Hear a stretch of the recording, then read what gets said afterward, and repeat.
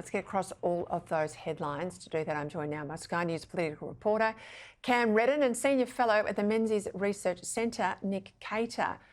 First up, the Prime Minister has laid the blame for the rise in our terror threat from possible to probable with the Greens after the party accused Labor of complicity in genocide in Gaza and encouraged protesters to blockade and vandalise the office of MPs.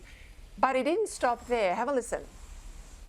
We all have a responsibility in whatever vehicles we are, including in the media, to make sure that we don't engage in activity designed to cause tension, that we're responsible in the way that things are reported. We have empowered the E-Safety Commissioner to remove extremist and violent content online. Nick, lots of blame there from the PM, but much like Keir Starmer's comments overnight in the UK, not addressing the root of the issue here, not addressing the concerns people are really worried about. And a big feature of that, of course, is uncontrolled migration and a failure of integration leading to all these sorts of cultural divisions. Instead, he's trying to turn it into a way to restrict free speech. That's my concern. Yeah, I think you're right, Peter. They're not addressing the issue, as Starmer is not addressing the real issue here, which is essentially uncontrolled or lightly controlled immigration. The British people are just seething with anger at the fact they've got close to 1 million people coming in every year. They don't know who these people are. And this is what we're seeing on the streets of Rotherham and Southport and elsewhere in northern England. And, you know, as a British person who's followed British politics, I've seen nothing like that in my lifetime. And it's not to justify what's happening. Of course, we don't condone the kind of action that some people have been taking. But it does just show that right across Europe, the elite are not addressing the thing that people are most concerned about, which is immigration, which is sovereignty, which is patriotism. That is what divided Europe at the European parliamentary elections. It is what has divided France in the French elections. It's seen to the rise of parties like Rassemblement National in France and the solidity behind parties like Fidesz in Hungary, which is probably the country that has the most sensible and strongest policies about immigration. But until the elite, the transatlantic elite of which unfortunately we got caught up in, address this problem, this will not go away, and people will continue to be vitally concerned about who is coming to their country and the sort of threat that they bring. Nick, just quickly, I mean, you've been a visiting scholar on the ground in Europe now for about 3 months. How prominent in other countries beyond the UK is the immigration issue?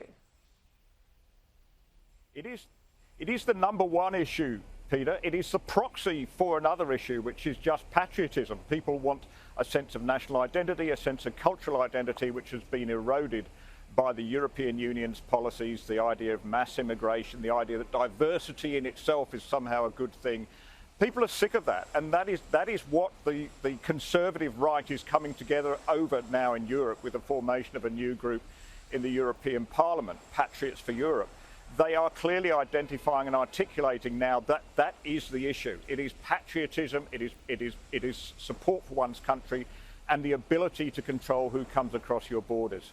Nobody at the elite level is taking any notice of that, but they're going to have to wake up soon because this pressure won't go away.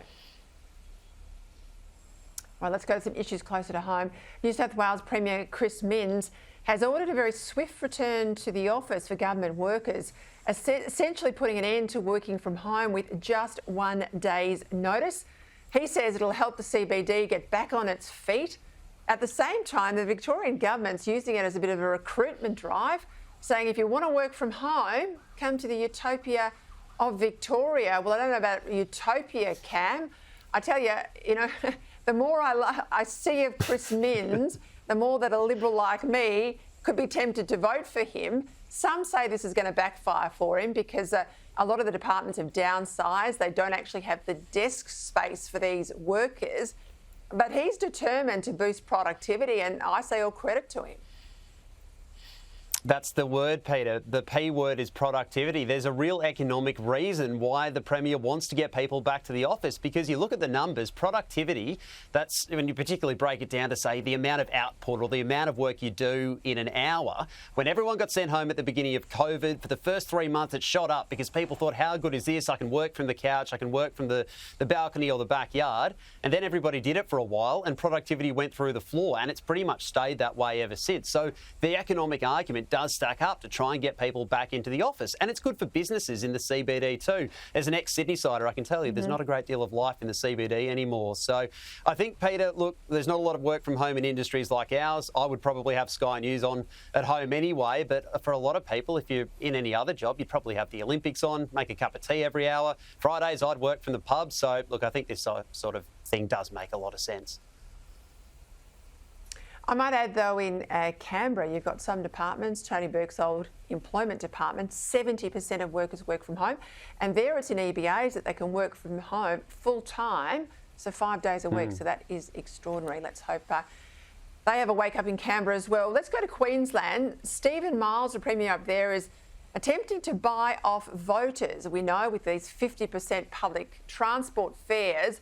But his latest bit of nonsense, it's grabbing headlines today. The Premier announcing $36 million to buy and run 12 state-owned petrol stations. Now, it's not backed by modelling or research. Experts say this is a crazy idea. The LNP, Nick, have labelled it the dumbest policy by far from a Queensland Premier. Hard to disagree. It is, Peter. And look, I'm in Tirana, the capital of Albania, which they tried this experiment for about half a century, in which the government owned and ran everything, and it was a disaster. And I reckon if you went and asked people on the streets of Tirana what they thought of this policy, they'd think that Queensland had gone completely batty. These things are not done well by government, and I would not. I can imagine what a state-run petrol station would be like. By the way, there'll be a massive long queue. It'll be running out of unleaded fuel every other day, and would have too much diesel, and you wouldn't be able to buy all the chocolates and ice cream and everything you want. That's what a state-run petrol station would look like. Get it? This is none of the businesses of the state to do stuff like that, and it won't help petrol prices at all. The best thing for petrol prices is free market competition. Let's go back to the issue of Makarrata. The Prime Minister still copping a backlash over mixed messaging over the weekend.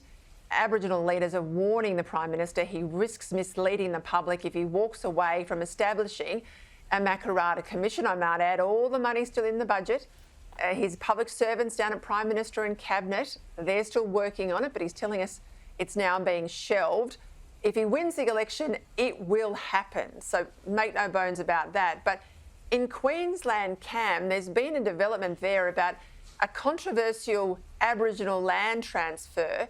This is in relation to a little town that basically most of their land will be handed over to a local First Nations corporation. What can you tell us?